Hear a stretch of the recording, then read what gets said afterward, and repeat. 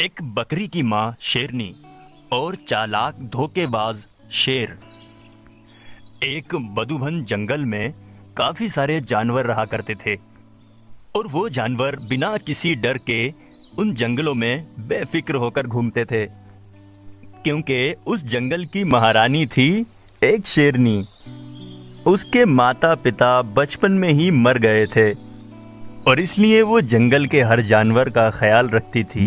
और एक दिन उस जंगल में एक शेर आ जाता है और वो कई दिनों से काफ़ी भूखा होता है।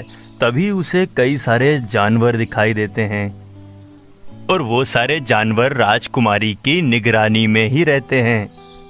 और फिर वो भूखा शेर कहता है, अरे वाह, इतने सारे जानवर, इनका शिकार करने में तो बड़ा मजा आएगा, लेकिन इन जानवर और शेरनी के बीच मुझे अपनापन दिखाना होगा। इन्हें मुझ पे शक नहीं होना चाहिए। और फिर शेर बड़े ही प्यार से वहां जाता है और बोलता है, माफ कीजिएगा, आप लोगों के बीच आने की गुस्ताखी चाहता हूँ। मेरा नाम सिम्बा शेर है और मेरे माता पिता ने सबकी इज्जत और मदद की है और इसलिए मैं भी सबकी इज्जत और मदद करना चाहता हूँ। अरे वाह, तुम्हारी सोच तो बड़ी ही अच्छी है। मैं भी ऐसा ही करती हूँ। अगर आपको कोई एतराज न हो तो मैं इन जानवरों की मदद करना चाहता हूँ। हमें कोई एतराज नहीं। और तभी से वो शेर उन जानवरों के हर काम में उनकी मदद करता है और सारे जानवर उस शेर के काम से बहुत ज़्यादा खुश थे, क्योंकि शेर उनसे मीठी मीठी बातें करता था। और फिर एक दिन सारे जानवर शेरनी के पास पहुंचते हैं और शेरनी से गाय कहती है, शेरनी, सिम्बा शेर तो बड़े ही अच्छे हैं।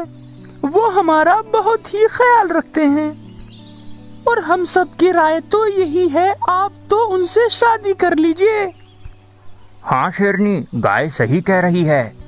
इस जंगल में शेर और शेरनी दोनों ही हो जाएंगे। और वो शेरनी ये बात सुनकर राजी हो जाती है। और ये बात शेर को पता चलती है तो शेर बहुत ही हंसता है। अब तो मेरा काम और भी आसान हो गया, ये तो सोने पे सुहागा हो गया। और फिर शेर और शेरनी की शादी हो जाती है और वो दोनों एक साथ रहने लगते हैं। इस बात को बहुत दिन हो चुके थे।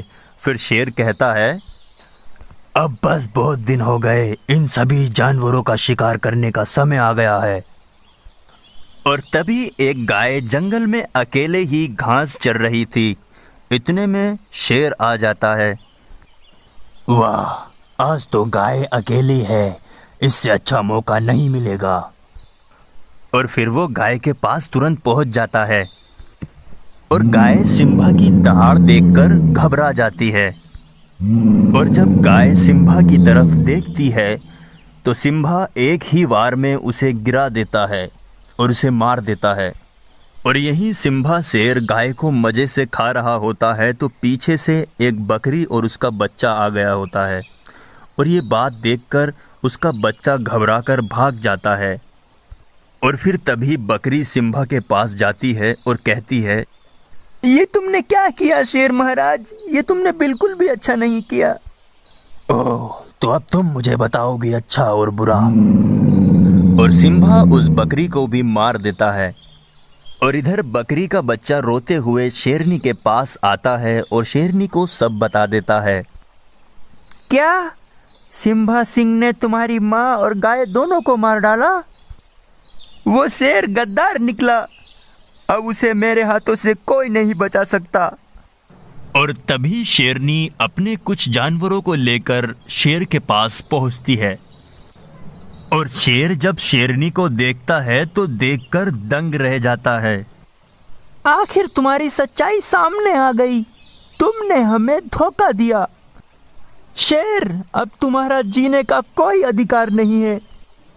और फिर शेरनी शेर को मार देती है और वहीं उसका अंत हो जाता है।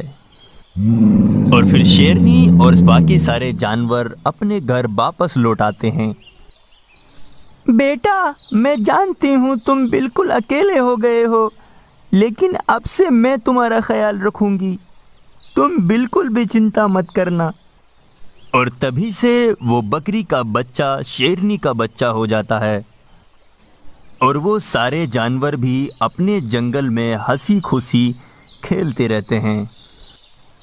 ऐसी और भी इंटरेस्टिंग कहानियों के लिए हमारे चैनल को सब्सक्राइब करें और लाइक करें। धन्यवाद।